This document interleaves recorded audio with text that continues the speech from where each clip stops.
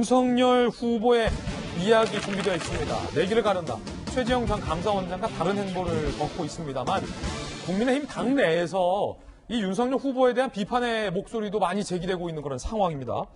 먼저 윤석열 후보가 반기문 전 유엔 사무총장을 만났습니다. 아시다시피 반기문 전 총장은 대권을 선언하다가 조기에 스스로 주저앉은 바 있습니다. 왜 이런 분을 만났을까라는 의문도 많습니다. 함께 보시죠.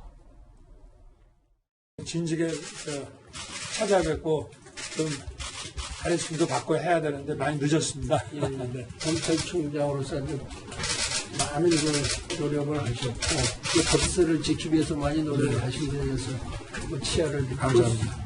아마 앞으로 많은 어려움이 난관이 있을 겁니다. 신인사 대천명하는 그런 자세로 열심히 하시면은 유종의 미를 거두지 않을까 이렇게 생각하고 명심하겠습니다. 안 총장님이 대선에서 중도 하차한다 관련한 얘기가 그 당시 사정과 당시에는 또 갑작스러운 헌재의 탄핵 결정과 뭐 이런 것들 때문에 지금하고는 많이 사정이 좀 다르다. 여권에서는요, 제2의 반기문이다 이런 식으로 비슷한 발언이 나오기도 했는데요. 비판은 자유니까 뭐 얼마든지 존중하겠습니다. 먼저 대선 경험 해보신 분으로서 조언이나 이런 현실 정치에 대한 조언도 좀 해주신 게 있으신가요? 페이크 뉴스라든지 뭐 인신공격 이런 것들이 있었기 때문에 제가 정치에 대해서 뭐 경험이 없었던 이런 사람으로서 좀 실망스럽고 국내 정치에 기여할 만한 것이 없겠다. 그래서 제가 그때 포기를 한 겁니다. 지금 윤석열 전 총장과의 이런 입장은 지금 완전히 다르다. 자, 이재명 기자. 윤석열 후보의 최근 행보를 두고 이 범야권에서조차 동네 마실 정치가 아니냐라는 얘기가 나올 정도로 비판의 목소리도 나오고 있더라고요. 특히 제2의 반기문이 아니냐라는 게 여권의 공격인데 반기문 전 유엔 사무총장을 만나는 것에 있어서 실익을 따졌을 텐데 이재명 기자가 정치부 베테랑 기자잖아요. 이게 실과 이 손익 계산 잘 된 거 맞습니까, 이거? 글쎄요. 그러니까 이 정치인의 행보는 그 자체가 메시지인 겁니다. 꼭 말을 하지 않더라도 누구를 만났다는 것 자체가 메시지인 건데 글쎄요. 지금 반기문 전 총장과의 만남은 어떤 메시지일까? 사실 참 좀 의문인 거죠. 물론 반기문 전 총장이 지금 뭐 기후변화에서도 큰 역할을 하고 있고 하는 건 있겠지만 윤 전 총장이 기후변화 관련 메시지를 내려고 했진 않았겠죠? 그렇다면 기후변화 메시지가 있어야 되는데 그런 메시지도 없고요. 그러다 보니까 조금 전에 기자도 결국 반기문 전 총장 하면 떠오르는 게 중도 하차인데 굳이 왜 만났을까라는 질문을 한 거고요. 근데 사실 저는 반기문 전 총장의 중도 하차도 2017년 대선 과정에서 굉장히 중요한 이제 변곡점이었지만 더 중요한 건 지금 저는 반 전 총장의 상황과 윤 전 총장 상황이 비슷하게 느껴지는 게 뭐냐면 반 전 총장이 중도에 하차한 전 가장 결정적인 이유가 뭐였다고 생각하냐면 반 전 총장이 들어와서 자기에게 이정상이 뭐냐 이렇게 기자가 질문하니까 이렇게 답변을 합니다. 나는 진보적 보수주의자다.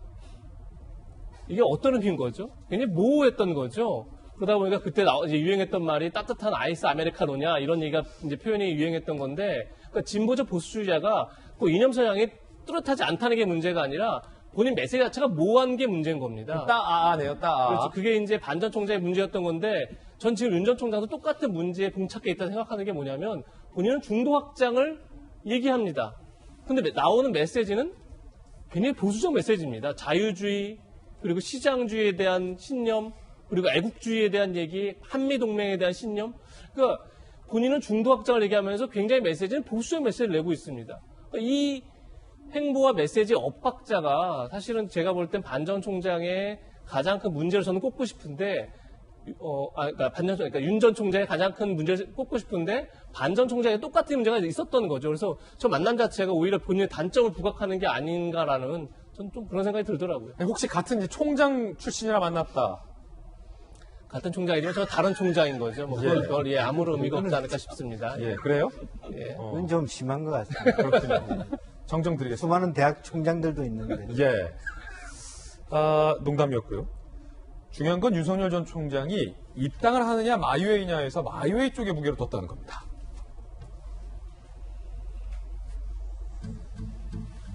대선구도 출렁. 와이웨이 고수. 정치적 손에 있더라도 제가 한번 정한 방향에 대해서 일관되게 걸어가겠다.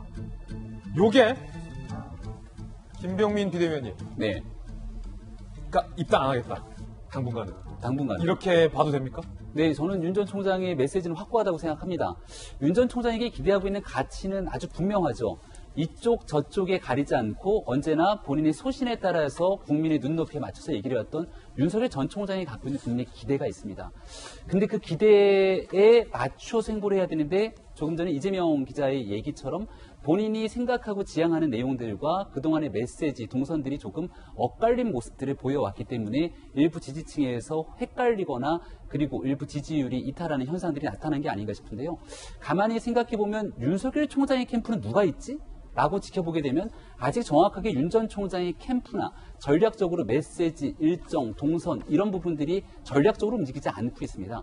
그러니까 윤석열이 듣습니다라고 하는 행보를 통해서 전체적인 윤 전 총장의 사람들의 메시지 다 들으려고 하는 것 같은데요. 예를 들어서 제가 윤 전 총장이 최근 행보를 들으면서 늘 들었던 게 검찰총장으로서의 수사하던 상황의 스케줄을 늘 생각을 하게 돼요. 그때는 사람의 문제가 있으면 내사를 먼저 하고 내사하고 난 다음에 소환조사를 하고 소환조사에서 문제가 생기면 압수수색하고 그 다음에 기소한 다음에 공소유지하는 단계가 있습니다. 윤 전 총장이 총장 그만두고 나서 자명을 합니다. 자, 자명이 끝났으니까 정치 참여 선언을 하고 선언했으니까 사람들에게 얘기를 듣습니다. 듣는 게 다 끝나고 나면 자, 이제 정책 발표의 시간이다라는 단계를 밟아가려는 것이 아닌가 싶은데 여의도의 정치문법은 조금 다르죠. 야, 이게 지금 검사 스타일이다? 아마도 이쯤 되면은 여기에 대한 전체적인 행보 속에서의 윤 전 총장의 진정성은 변함이 없지만 이를 기술적으로 풀어내는 과정 속에서의 문제가 있다고 판단할 것이고 아마 빠른 시간 안에 이 내용을 조정하려고 할 겁니다. 그리고 지금 윤 전 총장 입장에서는 계속 나름대로 부정적인 여론과 이런 기사들이 쏟아지는 상황이기 때문에 최소한 이번 주말을 기점으로 뭔가 획기적인 변화를 가져가려고 하는 노력을 적어도 윤 전 총장이 시행하지 않을까 이렇게 생각합니다. 지금 잘 보셔야 되는 게 이 정치부 기자, 베테랑 기자 출신 이재명 기자도 그리고 전직 비대위원, 브레인이었던 김병민 비대위원도 모두 윤 전 총장의 이 같은 행보가 요 스타일이 길어지면 지지율에는 도움이 안 될 것이다 라고 두 분 다 지금 전망하고 있는 거잖아요. 실제로 현재 지지율이 그렇습니다. 함께 보시죠. 자, 계속 빠지고 있다는 거예요. 윤 전 총장의 지지율이. 이게 뭐 윤석열이 미워서 혹은 뭐 윤석열에게 다른 리스크가 발생해서 뭐 이랬다는 이유보다도 지금 윤석열 후보의 어떤 행보에 대한 어떤 지지율의 이탈 현상이다라고 보는 건 어떤 지지율 흐름이거든요. 그러니까 계속 빠지리라는 법도 없고 그렇다고 이게 반등되리라는 법도 없는 거기 때문에 이게 본인의 어떤 선택과 지지율의 흐름은 연동이 돼 있는 거거든요. 자, 그럼 여기서 한신대 김수경 교수님께 묻겠습니다. 이 같은 행보가 이런 지지율 하락으로 이어졌다는 것이 인과관계로 보이십니까?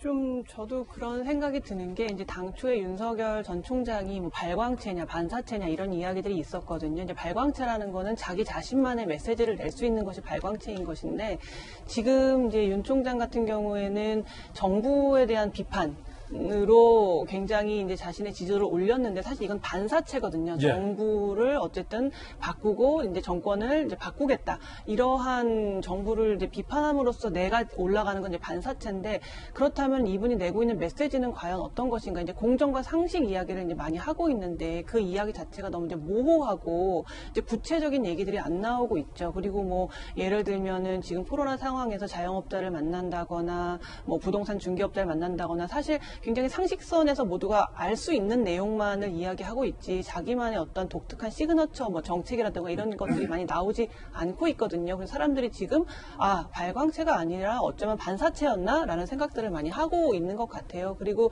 특히나 이렇게 지지율이 조금 떨어지고 있는 상황 속에서 이제 지금 반기문 전 유엔 총장을 만난 것인데 사실 이제 제2의 반기문이 되는 것이 아니냐라는 좀 이미지가 좀 겹쳐 보이는 것도 사실인 것 같습니다. 사실 2019년인가요? 국정감사에서 이제 윤 총장이 뭐라고 얘기를 했냐면 당시에 자기는 예나 지금이나 정무 감각이 참 없다라는 얘기를 했었는데 검사 시절에는 당연히 정무 감각이 없는 것이 좋죠. 왜냐하면 정치적 판단에 따라서 살아가는 게 아니니까. 하지만 정치인이 됐을 때는 정무 감각이 없는 것이 굉장히 치명적일 수 있거든요. 예. 그런 점에서 뭔가 지금 윤 전 총장의 그 진영, 그 캠프 내에서 지금 정무 감각이 조금 덜한 것이 아닌가. 지금부터는 뭔가 승부수를 띄우고 뭐가 됐든 간에 한쪽으로 확 이제 밀고 나가야 되는 초점인데 이제 진보도 아니고 보수도 아니고 제3지대 어디쯤에 있는 것 같은데 사실 메시지는 계속 보수 쪽으로 내고 있고 하지만 국민의당은 하지 않겠다는 도대체 그가 말하는 방향이 무엇인지 모르는 상황이 너무 길어지다 보니까 사람들이 거기에 좀 피로감을 느끼고